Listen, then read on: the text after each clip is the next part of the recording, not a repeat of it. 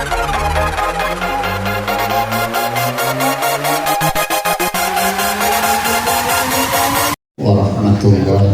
wabarakatuh. Waalaikumsalam warahmatullahi wabarakatuh.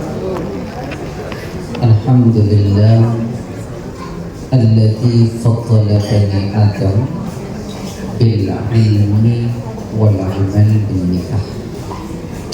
Assalatu wassalamu ala sayyidina Muhammadin wa ala alihi wa sahbihi ajma'in. Amma ba'd. Hadirin kaum muslimin, Bapak Ibu yang semoga dirahmati oleh Allah. Alhamdulillah, puji syukur pada Allah.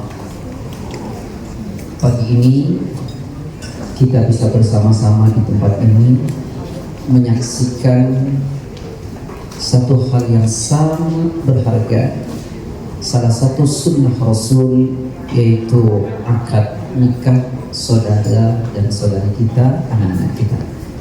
Mudah-mudahan rumah tangganya menjadi rumah tangga yang selalu diliputi ridho dan rahmat Allah, sakinah, mawaddah, warahmah, diberikan rezeki yang banyak dalam rangka mendekat kepada Allah dan dikaruniai keturunan yang saleh dan saleh, langgeng sampai ajal.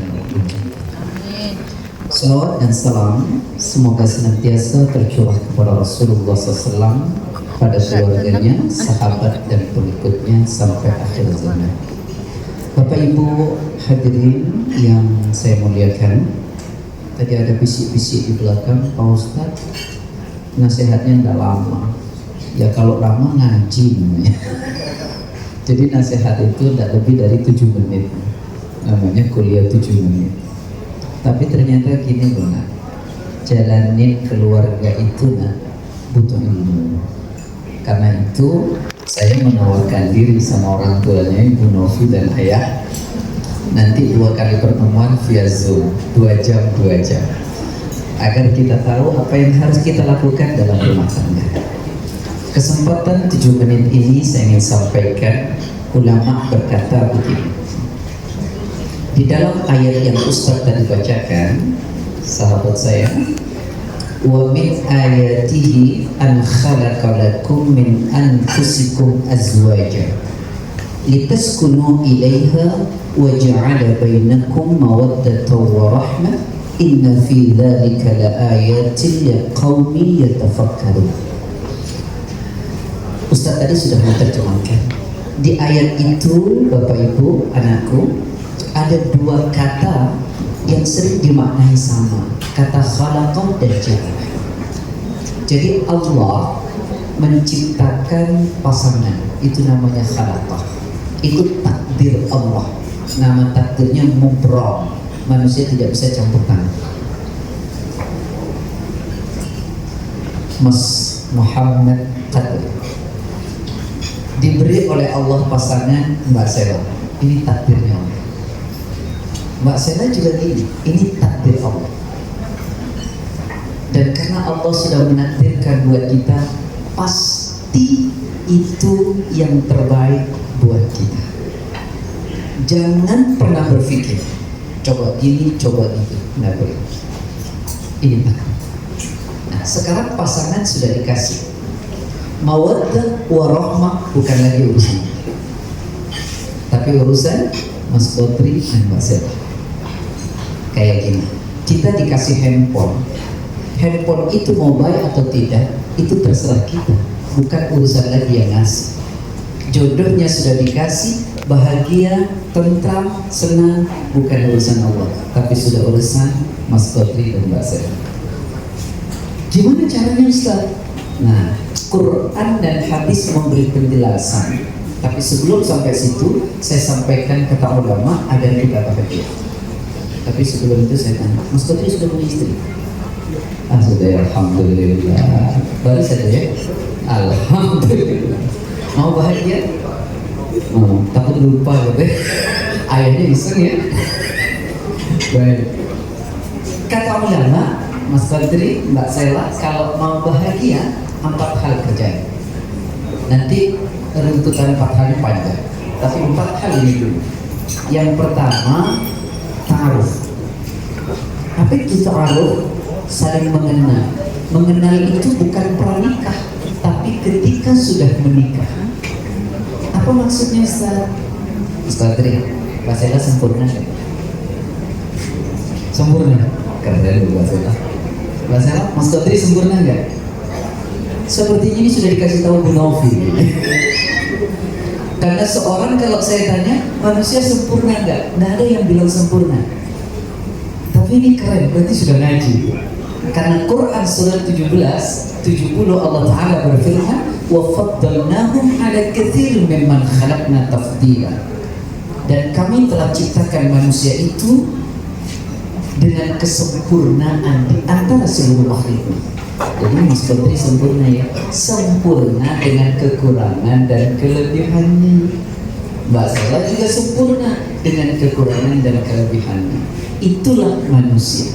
Karena kalau lebih saja itu malaikat, kalau kurang saja itu syaitan. Sedangkan pasangan kita manusia, berarti ada kekurangan, ada Mbak Sela udah kenal kelebihan Mas Badri? Kenal Ustaz kekurangannya? Belum, pelajari terus menerus, long life. Begitu juga Mas Badri, Mbak Sela ada kelebihannya, mungkin sudah kenal kelebihannya, kekurangannya juga harus dikenali. Jangan pernah menuntut pasangan kita selalu lebih, karena dia manusia, pasti ada kurangnya. Maka kenali itu. Karena itulah Rasul pernah bersabda, la yafruq mu'minun mu'minatan in kariha minha khuluqan radiya minha akh.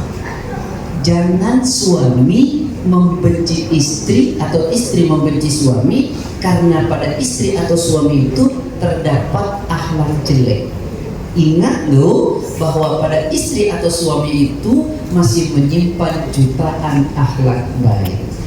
Ingat baiknya, lupakan jeleknya, berarti kita sedang memelihara cinta di rumah tangga kita. Tapi kalau yang diingat jeleknya dengan melupakan kebaikan-kebaikannya, kita sedang menghancurkan rumah tangga. Itu satu, saling kenal. Yang kedua sekarang, pesan kedua, ini kata ulama, bukan kata Ustaz. Yang kedua, tafahum. Apa itu tafahum? Saling memahami. Kalau sudah kenal karakter masing-masing, ya sudah saling paham. Saya sering cerita gini, Mas Badri. Kalau istri kita orang Medan, jangan paksa bicara seperti orang Solo. Kalau kita istrinya orang Solo, jangan paksa seperti orang Medan. Mereka baik pada budayanya dan latarnya masing-masing. Jadi nggak usah dipaksa. Mbak Sela jangan paksa jadi orang lain. Mas Badri jangan paksa jadi orang lain. Maksudnya jangan pernah bandingkan pasanganmu dengan orang lain. Terimalah pasanganmu dengan seutuhnya, maka Anda akan bahagia. Kata ulama, nikmat, bahagia, senang tidak pernah terletak dari apa yang Anda terima, tapi nikmat, bahagia dan senang terletak bagaimana cara kita menerimanya. Seganteng apapun, kalau kita tidak menerima dengan gantengnya, nggak jadi ganteng. Sebaik apapun, kalau kita tidak menerima, nggak jadi baik. Tapi kurang baik, kalau kita mau menerima, maka jadi baik.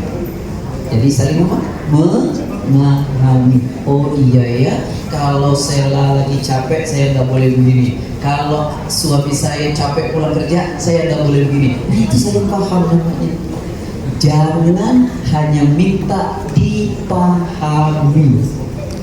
Kamu mesti paham saya dong. Nggak boleh. Ayo kita saling paham. Kenapa Allah satukan? Yang ketiga, tinggal 1 menit. Yang ketiga namanya tasamuh. Apa tasamuh itu? Saling bertenggang rasa, saling mau berkorban. Kasihlah.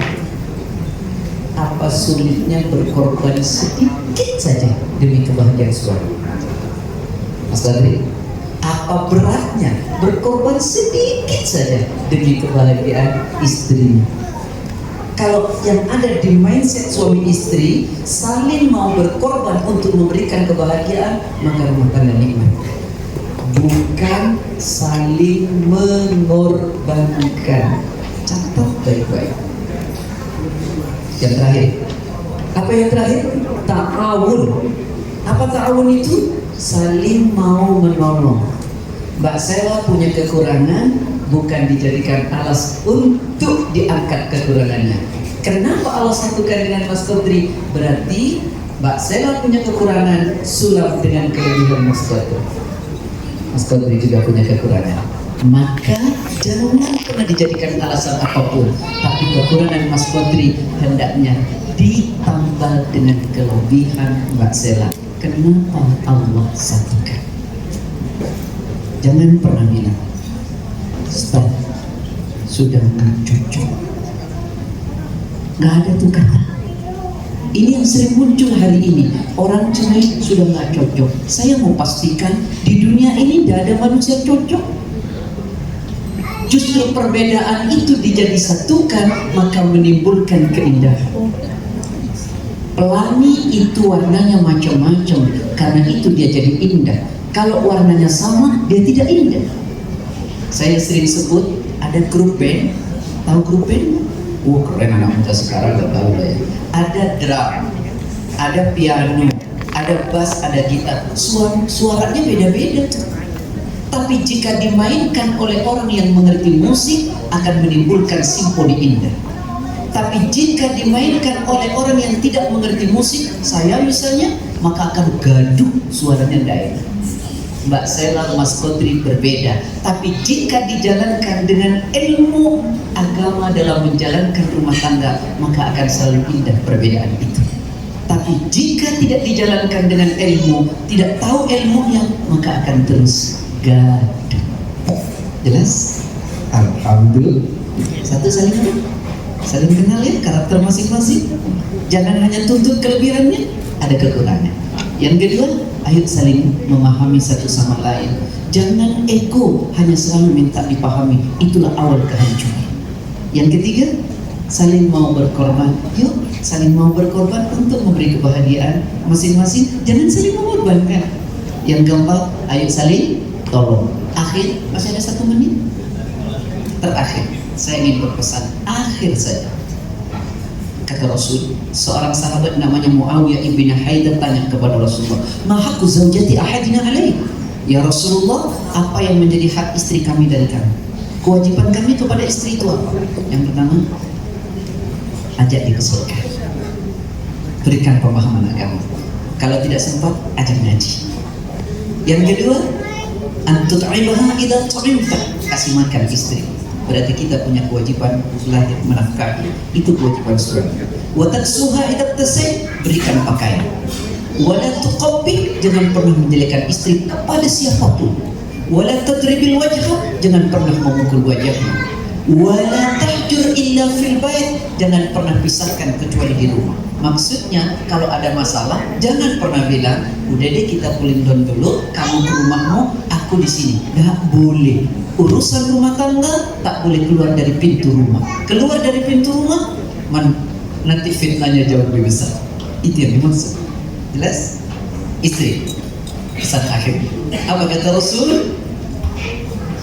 Idza sallatil mar'atu khamsaha, wanita kalau sudah salat 5 waktu, wa shamat syahraha, puasa di bulan Ramadan, wa ata'at zaujaha, taat sama suami, wa hafizat farjaha, menjaga kehormatannya, qila laha, maka dikatakan kepada istri yang semacam itu, udkhuli al-jannata min ayyi abwabin sitti, masuklah engkau ke dalam surganya Allah dari pintu mana saja mau, pilih. Salat 5 waktu, puasa Ramadan, taat suami, jaga kehormatan. Insya Allah, semoga Allah merahmati kita semua, dan mudah-mudahan 2 keluarga besar ini disatukan oleh Allah dengan penuh cinta, kasih dan sayang. Dan mudah-mudahan anak-anakku diberi keturunan yang baik, saleh dan soleh, diberi istri yang baik, lancar. Kalau ada masalah, datang kepada Allah. Hadanallahu wa iyyakum ajma'in. Barakallahu fikum wa baraka alaikum wa jama'a bainakuma fi khairin. Assalamualaikum warahmatullahi wabarakatuh. Waalaikumsalam. Warahmatullahi wabarakatuh.